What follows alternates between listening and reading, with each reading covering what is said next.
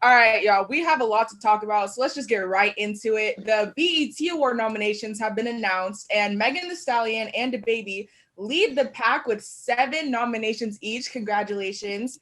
So what do you guys think of the nominations this year? I know y'all checked them out.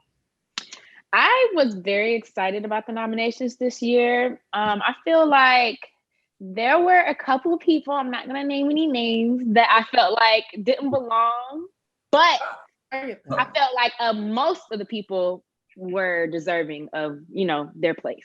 Can you please tell us the ones that you don't feel like didn't belong? Because I got to hear that. Offline, because y'all don't want me to get canceled. True.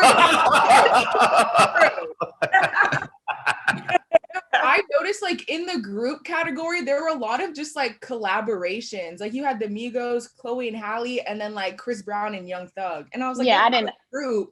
It's more like they collabed on a project. You know what I'm saying? Mm-hmm.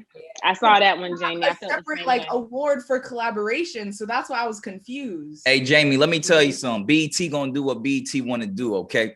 True. BET been my family for 20 plus years, and that's what I think always made them stand out. Though they try to mix things up, Sure. But I'm happy with DaBaby and Meg Thee Stallion getting their roses, because I really do think like they are like the artists who kind of ran this year. There's a lot of more artists too we could throw in there, but DaBaby and Meg definitely they deserve that acknowledgement. Yeah, I was gonna say the same thing. I think it's clear that it's DaBaby's year. And I know Jazz happy because that's her man. That's the one she want to have kids with. You know what I'm saying? So DaBaby is definitely going to take a lot of trophies home that night. But I gotta rub something in Zanique's face just a little bit. Did you see that the R&B category who they did not include? Well, because it's BT, they just want to be wise with their selections, because they gonna do what they gonna do. Okay. They want to make people like you upset, Okay, right. Because Justin Bieber was not included. Just for everybody out there, everybody that say he's R&B, he was not included in that R&B list. Just saying. We have to chill with the Justin Bieber slander. This is like 8 episodes in, Romeo, man.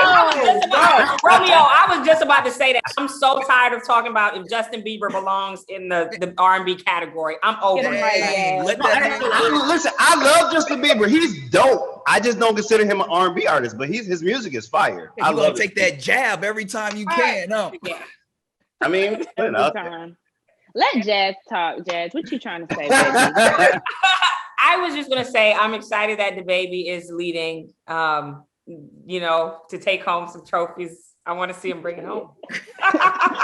Okay. Yeah, she blushing. Wait a minute. Right. I love that. She said, "All right." Okay, so, but what do you guys think of the performance list so far? So, Jazz, I saw DaBaby on there, and Megan is also set to perform with him. But some of the other names are Roddy Ricch, who I'm excited to see, Nas, Jennifer Hudson. Oh, I can't wait. I'm sorry. I can't wait to see Jennifer Hudson, Alicia Keys, Lil Wayne, and D Smoke. I'm sorry. I love D Smoke as well. I had to put that in there because I don't think he knows. I love you, D Smoke. Shoot your shot, baby. Shoot your shot. Wait. Come on, Tom. We're not doing all that now. I'm going to stir up the pot. I'm going to stir it up. Jeez. I think it's always, I love seeing Alicia Keys perform, anytime she performs, she just bring that soulfulness to any award show. So I think it's dope. She's going to be on there because I think a lot of people forget all the accomplishments. She was so young too in the game, and she made a lot of history.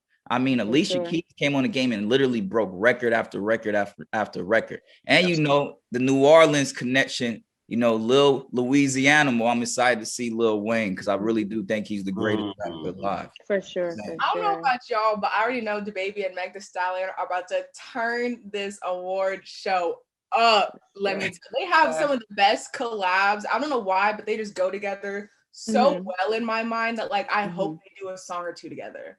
Yeah. Well, they go together like cheese and grits, right?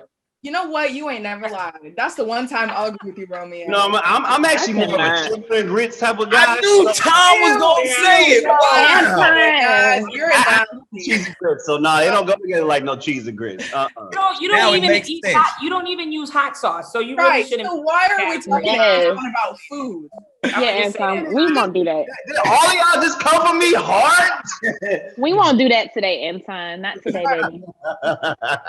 Okay, well, listen. I mentioned last week that the BET Awards will have an audience, but everyone in that audience needs to be vaccinated. Well, some new news came over the weekend that a concert promoter in Florida is trying to convince his community to get vaccinated by charging vaccinated guests $18 and charging the unvaccinated guests, get this, $1,000 to go to the same show. This is crazy to me. I don't get it. But what do y'all think? Is it too far to try to force people to get the vaccine to live a normal life again? I'm gonna let y'all go first. I'm vaccinated, so either way, you know, I'm cool. Y'all want to? Yeah. Let's not let. I'm sorry to say that. But if I was unvaccinated, I'd be like, what the heck? But what I read was they're doing this to encourage people to get vaccinated. That's not going to encourage me to get. You know what? It wasn't my idea. I'm just like, home. That's going to encourage me to stay home because I'm not going to get vaccinated. And I feel like it should be your discretion. Yeah. I feel like the price difference is a little bit discriminatory. That's not really fair to say, okay, well, since you're not vaccinated, you have to sit over here and you have to pay $1,000. I'll just sit home, and they're going to lose out on a lot of ticket sales. So I don't really think it's going to work anyway. If you want to encourage people, you need to educate people, not be forceful and force them to try to do something. Because I'm not going to pay that. But then how do we educate people? Because we try to do it on social media, we've tried to do it on here, and people still aren't getting vaccinated. So it's like, at what point, like, are people going to start to listen? Well, I don't think it's necessarily a matter of people not being educated. I think they're educated, but it's their choice, and they just don't want to get vaccinated. Like, y'all know why I'm laughing all day on the matter, but I'm still saying I make a very educated opinion and saying I ain't getting vaccinated. Exactly. Hey, I'm rolling over here. Do y'all see our group chat MK over there? Like, in the group chat turning up. It's us all laughing at what she's saying. She's not even in here yet. But I just want to say that I feel like, you know, they're trying to encourage us too hard with this vaccine. Like, how can we even believe that this is something good for us? They throwing free Krispy Kreme donuts and all type of stuff. Like, if I got to pay $1,000 to get into a concert, I'm not going. Like, I'm gonna see good clips on social media anyway. But you know what the pandemic taught me? You can have a great concert on a live stream, baby. I'm not paying $1,000 for nothing. But, you know, the crazy thing about it is, like, the artist is like some punk rock artist, and I don't even pay $1,000 to go see Beyonce, let alone go see some artists. Like, they look. I feel like the venue and the artist is the one that's going to be losing out the most in this because of the horrible promoter that's just, you know, trying to. I don't personally think that it's just about trying to educate people and trying to get them vaccinated. I think it's about money at the end of the day. And I think if he feels like if he's upcharging, he might get 1 or 2 or 3 or 4 or 5 people that'll pay $1,000 a ticket. And, you know, I'm sure the venue has been hurting for the whole year. So he probably looks at it as a win-win. Yeah, man. Unfortunately, I don't want to turn this into the X-Files, but this is just this is about business.